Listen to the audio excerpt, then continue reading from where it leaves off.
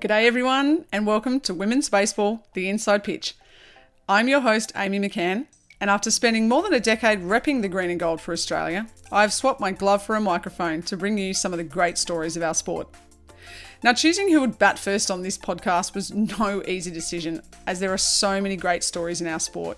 But today, I'm so excited to bring to you the inaugural guest on this podcast, and that is Australia's Neads. Lulu, as she's known to most, has been playing baseball for nearly 25 years, and half of that she has spent in the Australian team. In this episode, Laura will tell us about her journey through the sport, from a 7-year-old in teeball to her Australian debut, pitching for Australia in a World Cup final, her aspirations of playing in a 7th World Cup, and she talks openly about the tragic loss of her best mate and friend to many of us, Jacinda Barclay. Laura, welcome to Inside Pitch.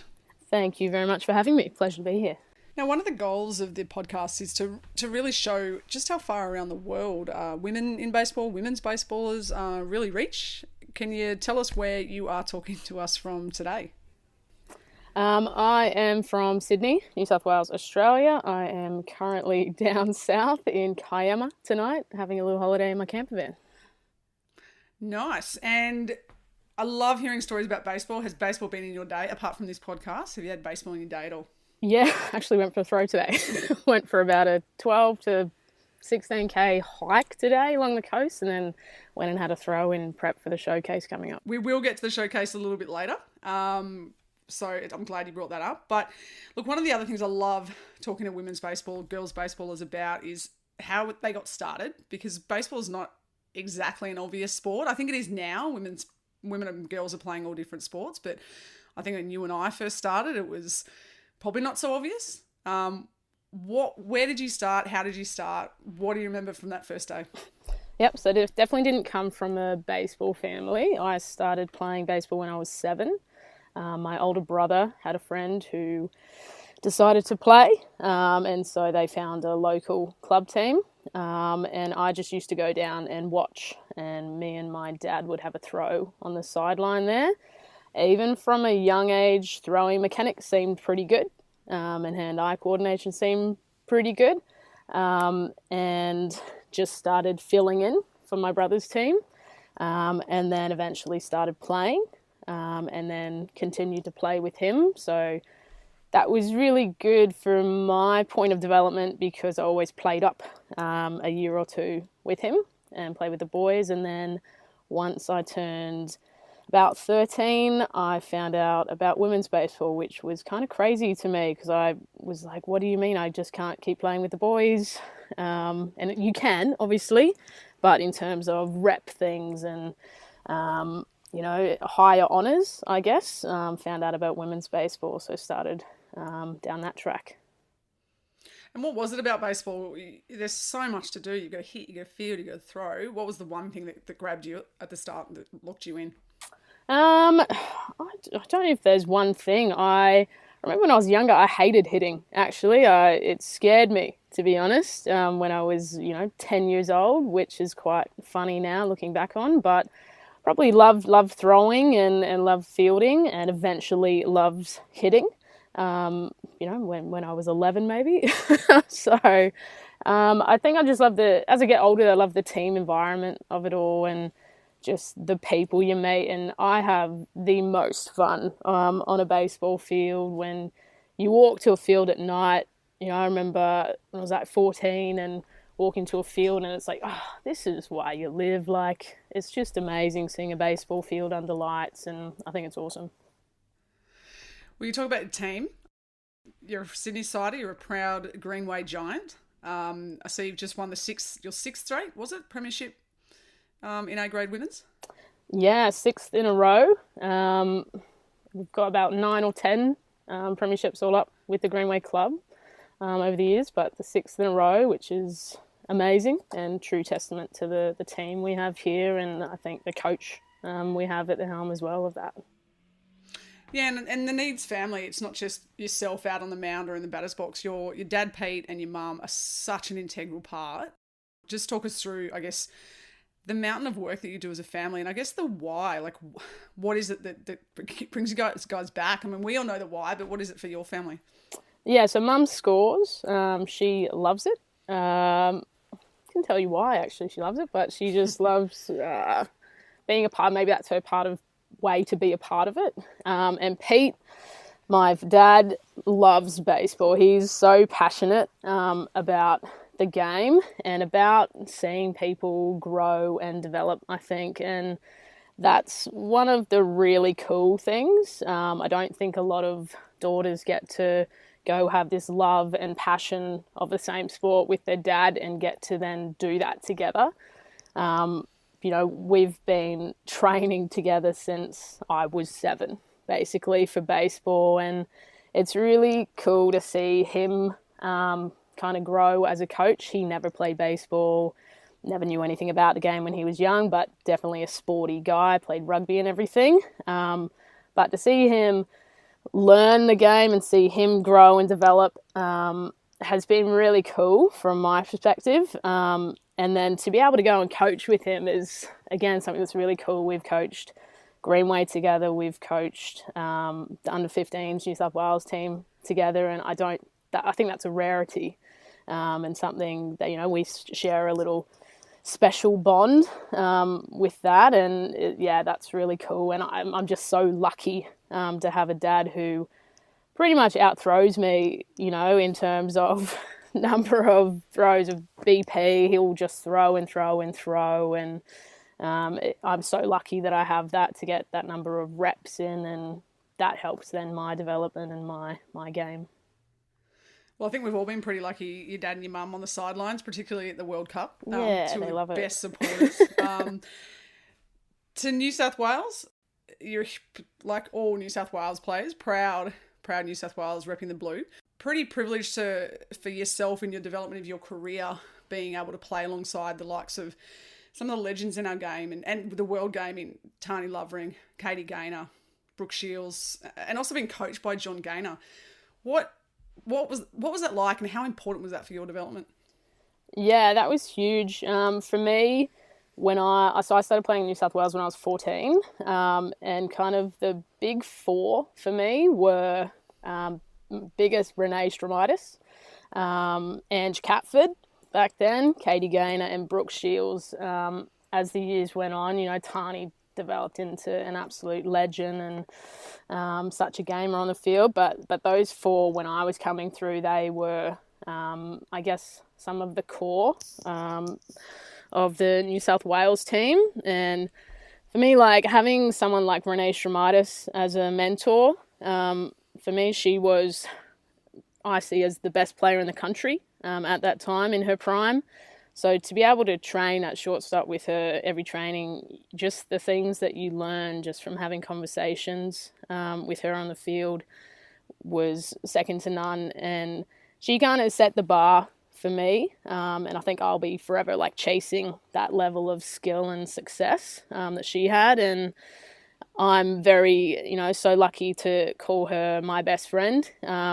That translated to a friendship in life, that kind of bond on the field. And, she's my big sister, and that's pretty cool to have your idol, on the field, to someone off the field that you could share so many things with, work together, hung out all the time, and then what you learn from baseball. And for me, I guess I hope that I can have kind of half the impact on a young player coming through that she had on me. I'd be pretty happy with that, and that's a big kind of push for me to help develop those younger players and be that kind of assistance and inspiration for those younger girls coming through, because she was, amazing for me. And the other guys as well, Ange, Katie, Chook, Tani, they're just fun people to play with. They're just good people.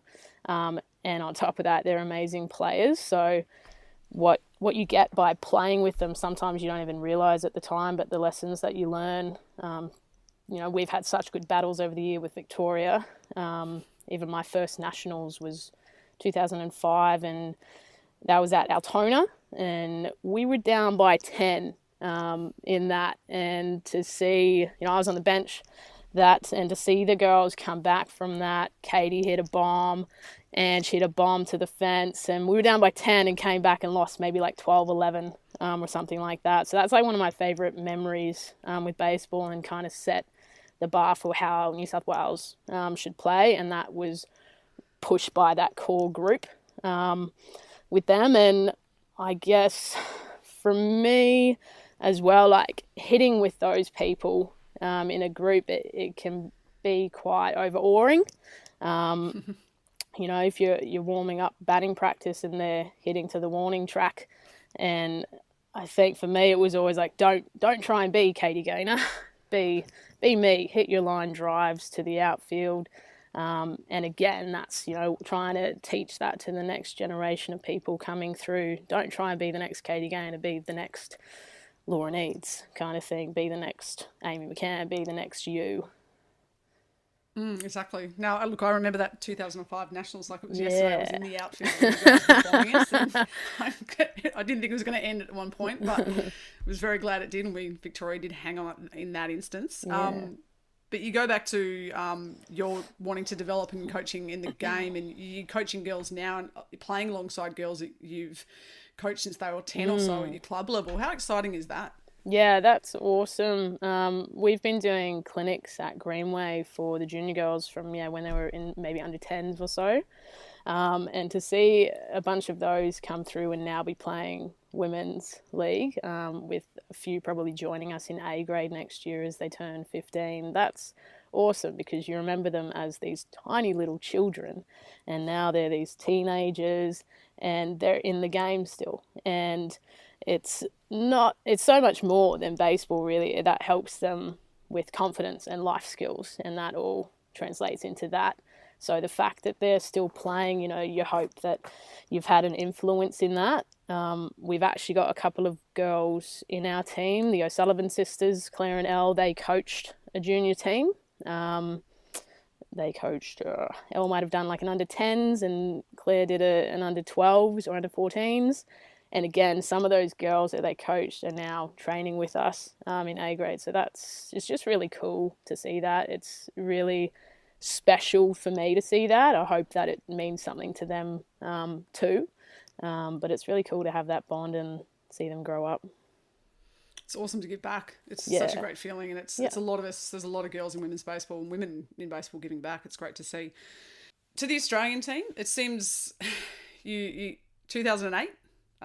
You got your first call up when you were 18. Now, I can't remember what actually happened. I remember we first used to get letters, then I think it went to emails, and then I think there was some phone calls, and then there might have been in-persons. I can't remember what it was in 2008, but can you remember, did Johnny call you? Do you remember the moment you would... I think it was phone calls from Johnny Gaynor at the time, which was pretty awesome. He's been probably the biggest impact on my playing career other than Pete as a coach. So to have him coaching the Australian team and getting the call up from him was pretty amazing.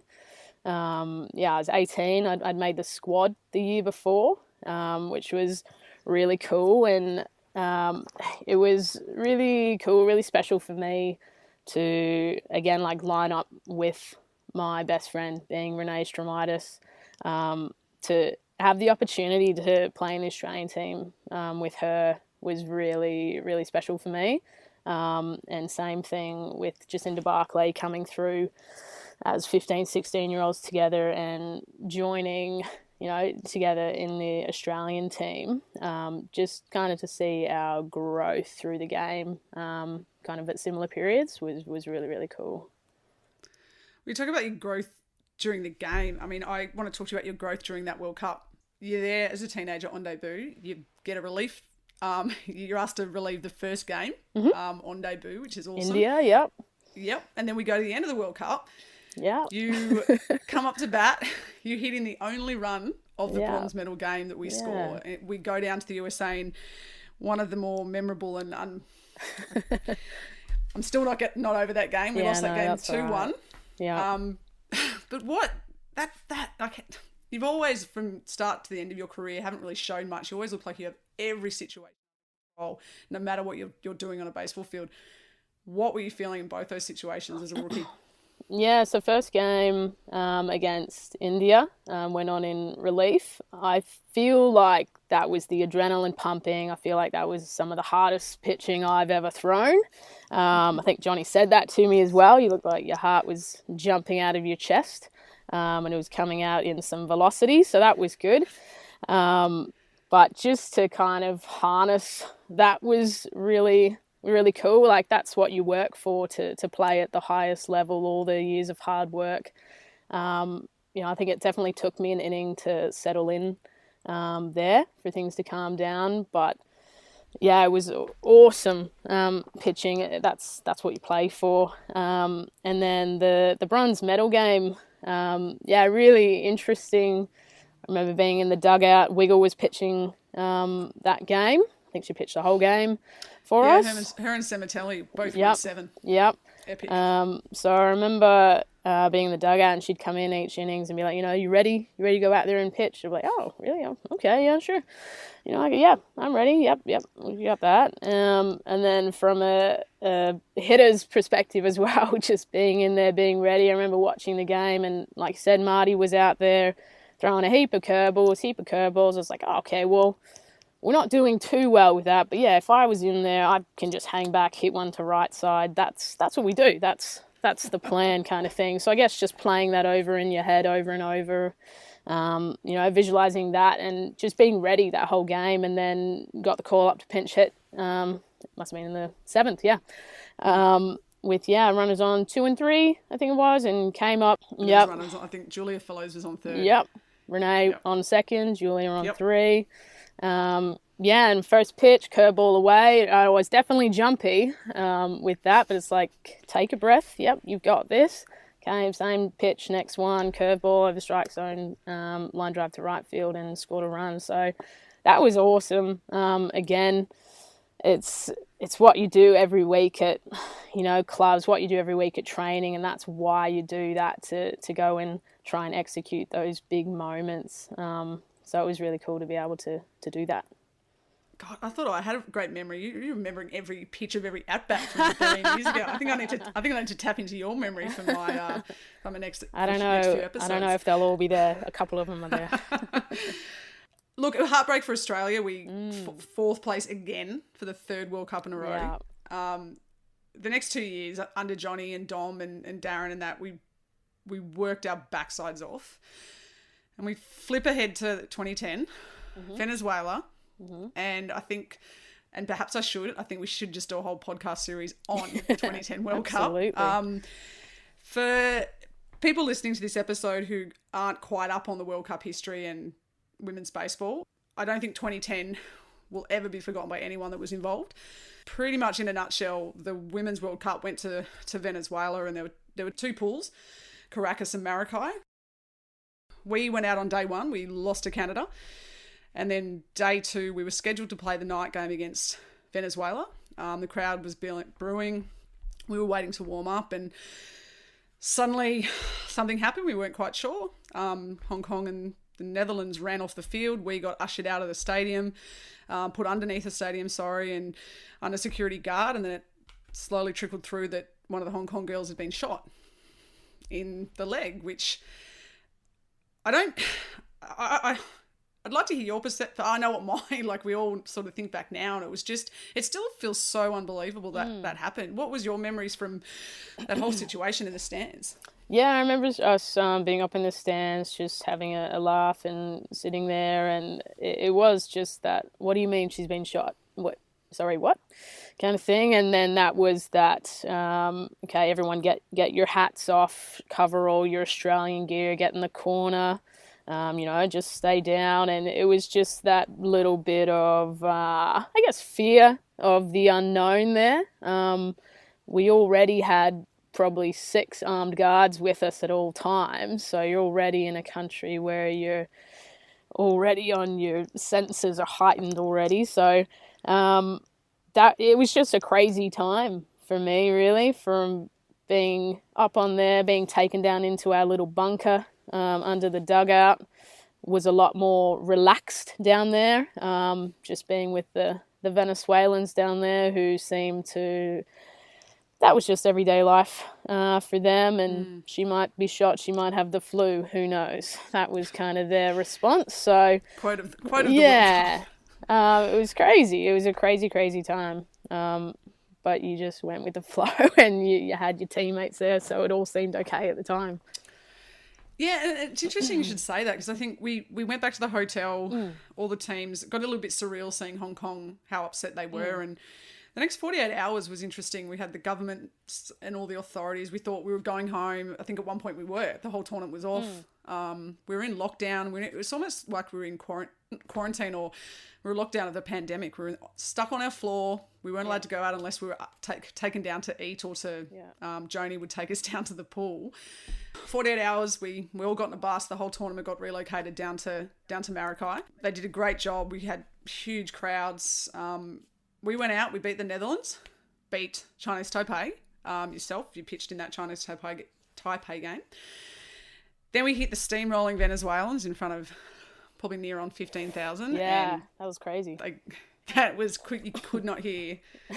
I could hear my heart. Next to you. That was it. Lost that game, and then we're staring down the barrel of, we've just gotten through to the second round.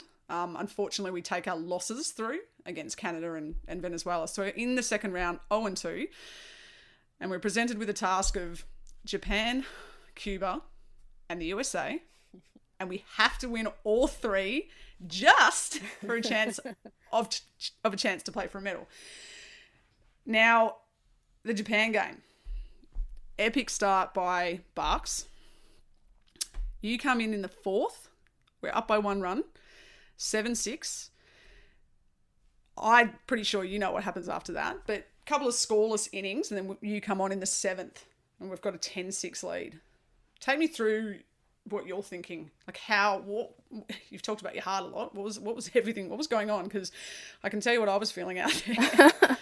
I was a lot calmer in that game. My heart was beating out of my chest in the Venezuela game purely because of the crowd. You've never been around, 15, 20,000 people and what that does to you physically until you kind of get control of that. So a couple of games later, by the Japan game, definitely a lot more in control. I remember throughout the game talking to other pitchers in the dugout. Every time they had a runner on first and third, they'd steal second pitch. And so I kind of, again, that naive thought of, I didn't know I was going out there, which I should have, because I'd been in a meeting the day before with me and Barks and the coaching staff and Shay going through, plan of attack for as pitchers to attack their hitters and what the game plan was. And I probably just thought, Barks is starting. I'm just here because we're rooming together. Not really gaining the magnitude of that situation, but then got told to warm up. But I remember being in the dugout saying, first and third, they're stealing second pitch every time. And so went and warmed up, and in the fourth innings went out, and it was first and third. So literally my thought for the first pitch was, don't hit this batter, because I want to pick her off the next pitch because they're going to run. And this was back in the days where you could do the fake to three move, and it wasn't a balk, and then go get them in a rundown between first and second. So I went on with 2 out, threw the first pitch for a ball high, but was like, didn't hit her. That was good. And then second pitch, I had a reasonable pick move.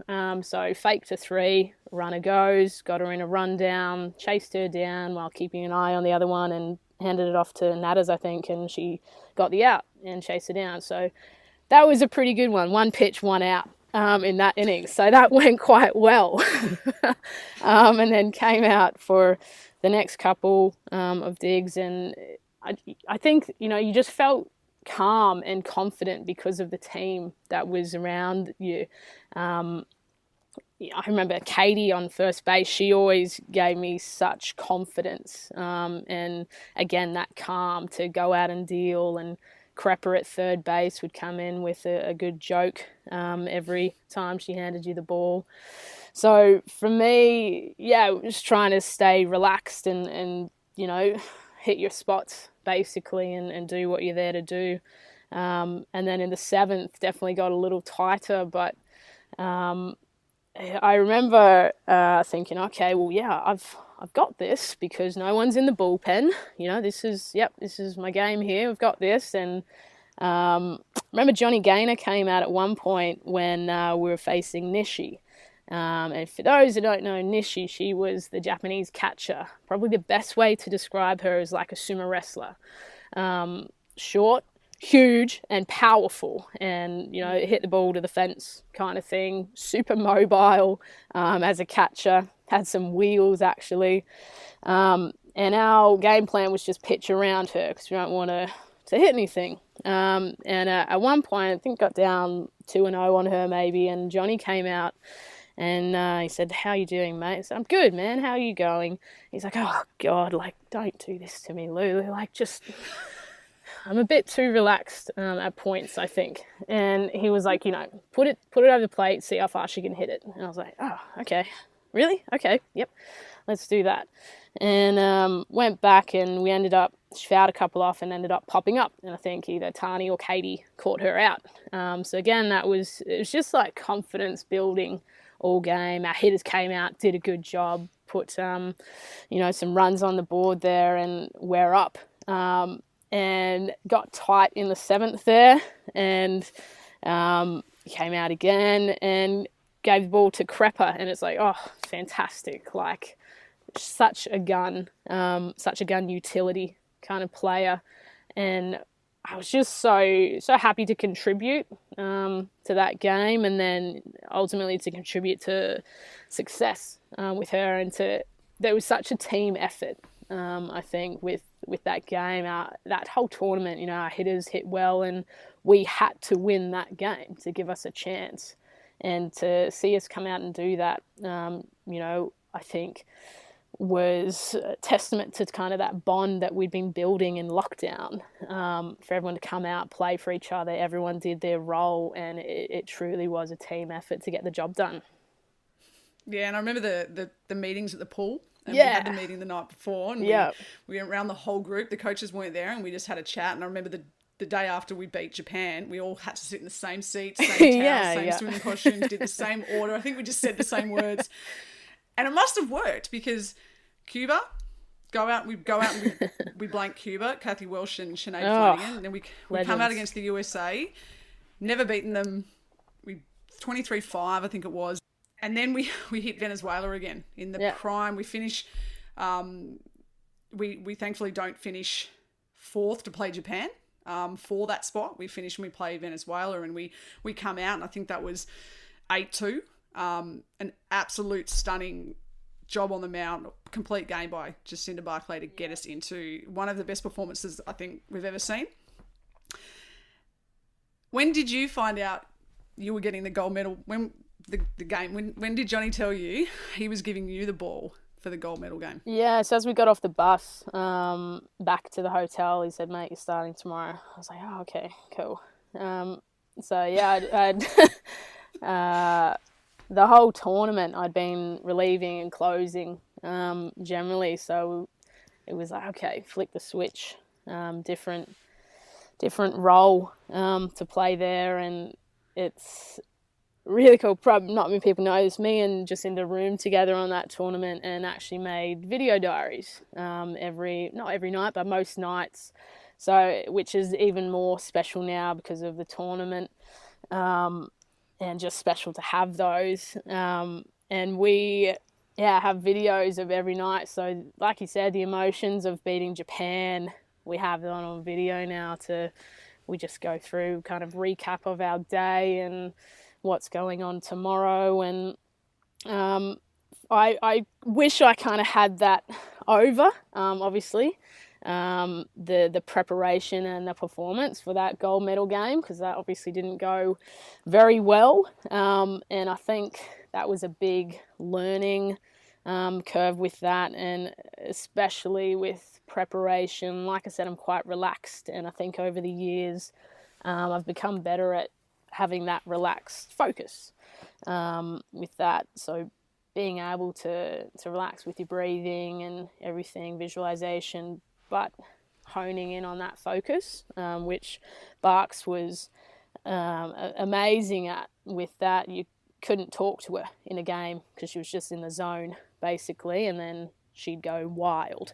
But finding that balance, I wish I had that over again, because it just, went out, poor performance from myself, and Japan just pounced on that. So it was an amazing opportunity, first gold medal game for us, and huge learning curve for myself for that, and hopefully we can do that again and have another opportunity for a medal and play in that position again and be better. We move ahead to 2012. Now, Australia, we went over there and we thought we had a better team, as good a team. We're 2 years on, we've got the silver.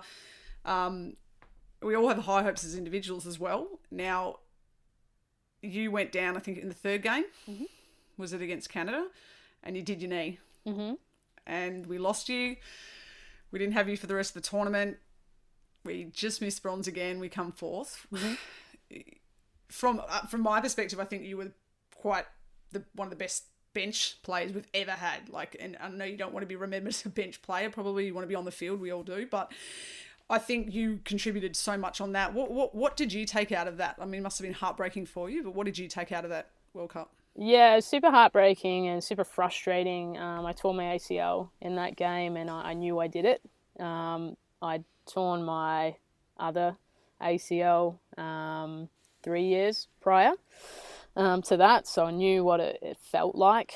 Unfortunately, I'd already had 2 surgeries on the other knee, and so as soon as it happened, it was just like that heartbreaking moment and just so frustrating, because I got up, I walked off the field, kicked a trash can, and went for a jog, and it's like, yes, I know I can jog, but as soon as I go to change direction, it's gone. And so that was it, and I was having a good tournament, playing right field mainly, that tournament, and hitting, and probably going to move into the infield as well, speaking with Johnny that tournament as well.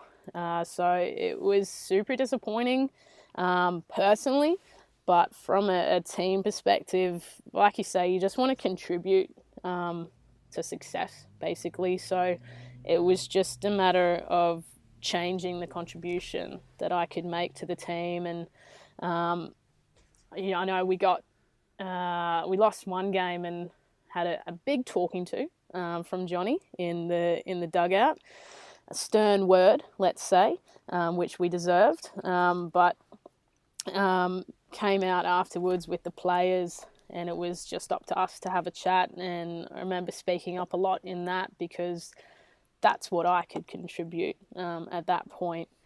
And just that's about it. You want to see success, and you want to be part of that success, and trying to buy into the fact that a bench is a position. That's one of the things that Jacinda Barclay says in whatever team she plays in, that you have to buy into the fact that there's 9 players on the field, but the bench is actually a position as well, and it does make a difference to winning and losing. So I guess you learn a lot more from that tournament from my perspective, and it's not the on-field stuff that I learn. It's all the little nuances off the field, trying to keep people relaxed, trying to keep people positive, little things throughout the game that you might be able to help someone with, and probably maybe quickened up my development with that side of thing, and pushed into coaching more so with that, because that's what I could contribute at the time. Now, I don't want to skip ahead and summarise your next 3 World Cups too quickly, but I guess in a nutshell, 2014, 16 and 18, you as an individual, you went around, you were pitching, you were infield, you were outfield. You've become that person, as we've talked about, that you can give the ball to, you can give the bat to, you can pinch run. How have you embraced that? How hard is that? I mean, I found it hard enough just to play one position. You're playing multiple positions. How do you approach that? I'd love to be able to play another position. It'd be great, but how do you take that on? I think it's just, for me, it's always been about keeping it simple. I know obviously in every position there's so much that goes into it, and there is the little nuances of every position of hitting, of outfield, of infield. But at the end of the day, playing outfield, you're catching a ball, you're throwing a ball to a target. That's how it is in my head. To hit a ball, all you got to do is, as my mother says, hit the ball to where the fielders are not. Great advice. It really works in baseball.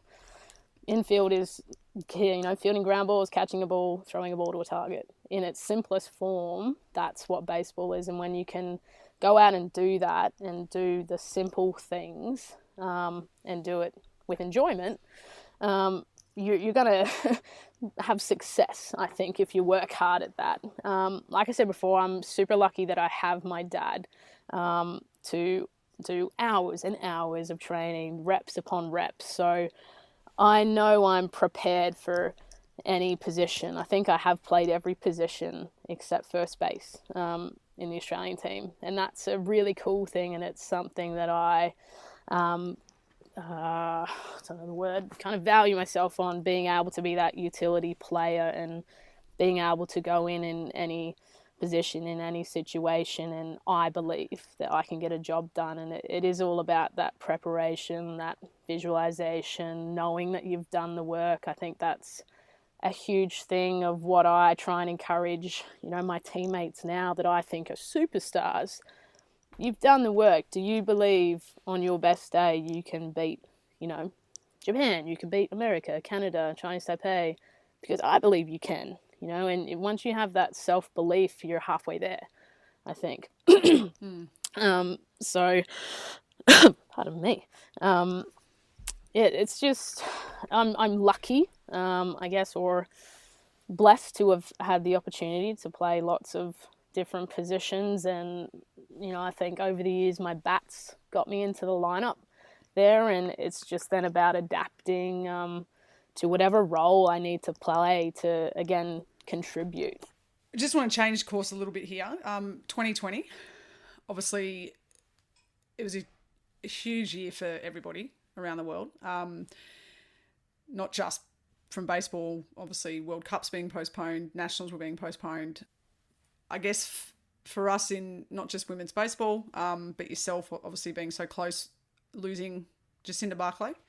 For listeners who haven't had the privilege to, I guess, know or even hear of Barky, it's really hard to summarise her in just a few. It's impossible. So Barky was a champion person, no matter where she was, who she was with, what she was doing, what sporting field she was on. She was in the World Cup with us for 10 years. She was instrumental, if not the key, for us to winning a silver medal in 2010.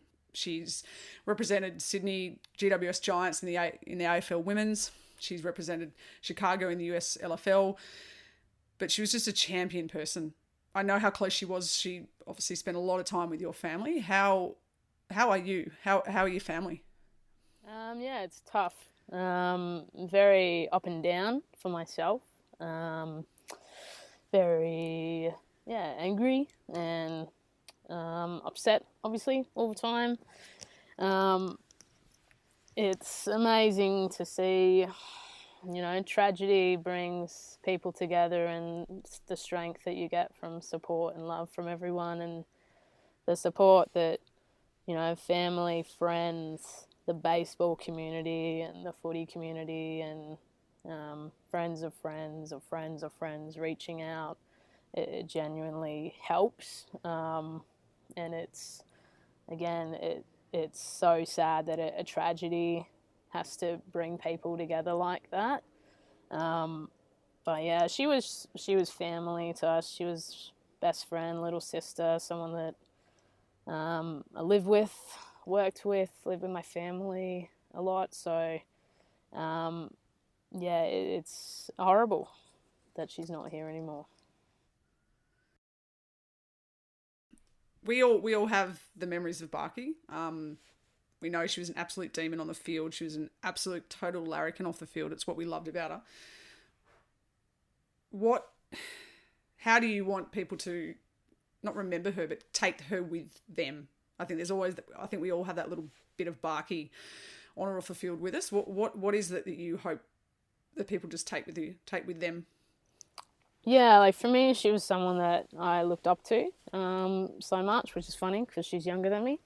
But someone that challenged me to be better in baseball and just in life, really. So I think if you ever met her, you'd see how humble she was, how hardworking she was, and how talented she was, how bloody forgetful she was, whether it be names, money, anything. But she always had time for you. She was a professional athlete, and that's an amazing thing and something that she didn't take lightly, and something that, she wanted to share with her friends and with her baseball peers, that this is what it's like to be a professional athlete. She was someone that pushed for women's equality, whether that be in sport, in work, in life. And I think she was just someone that had an impact on everyone that she met. If you're going to learn something from her, it's work hard, train hard, but play harder, and mean that in a have fun in life, and have fun on the field, and work your butt off to get wherever you want to be, because there's no limit kind of thing. Your dreams are just things you haven't really achieved yet. So that was kind of her ideas. And she was just everything, I think. Everyone that met her has like a Barkey story. I think everyone that would meet her would gain something from her, basically. And I guess due to the pandemic, and I know Greenway and also Springvale here in Melbourne, who she played with here in Melbourne, have done some touching tributes. It's the Australian team, I guess the Australian squad hasn't had a chance to be together since her passing. So I guess firstly to the Showcase series. For those, again, the listeners with the Showcase series, Australia has announced they're looking to put together what would be the second professional women's baseball league in the world, behind obviously Japan's. And Baseball Australia's been trying to get a women's showcase with a couple of the ABL teams. The Australian squad would play some matches. It's going to be broadcast on international television and played at the stadiums under lights here. And unfortunately, we've been hit by COVID 3 straight months. January, Brisbane and Adelaide. February got done again when it was in Melbourne and Adelaide, and then back to Brisbane and Adelaide, got done again 3 months and 3 COVID outbreaks. We've just got the news today that we're heading to Adelaide again. It will be the first time the team has gotten together. You, I guess, putting the baseball aside, you're looking forward to seeing all the girls that you haven't seen in probably nearly 2 years now. Yeah, absolutely. I got to catch up with Foxy in Sydney just the other day, and it was just so nice to be able to see, like you said, some of those teammates that you haven't seen in so long, especially after a tragedy like this. Just to be able to give each other a hug is, yeah, so nice. To be able to see people and just to see what everyone's up to, and it'll just be good. To see everyone and make things easier, maybe.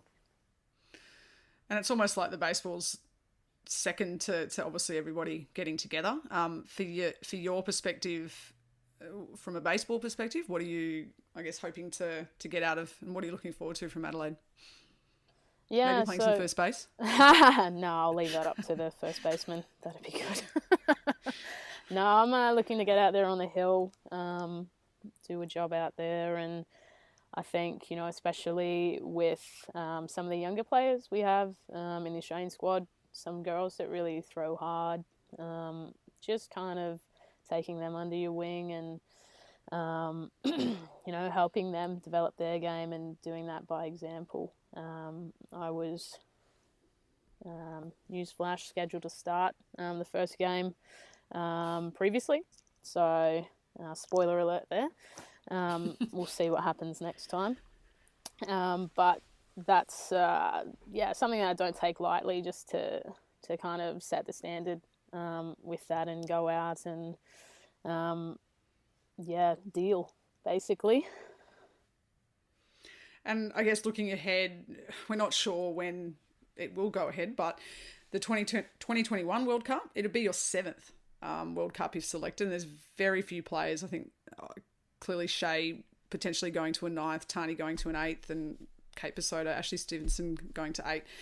You're in rare company. I know we don't play this game for those types of stats. So what is it that's fueling you? Why are you heading to a 2021? What's still burning for you? Yeah, for me, there's still a lot I want to achieve at that international level.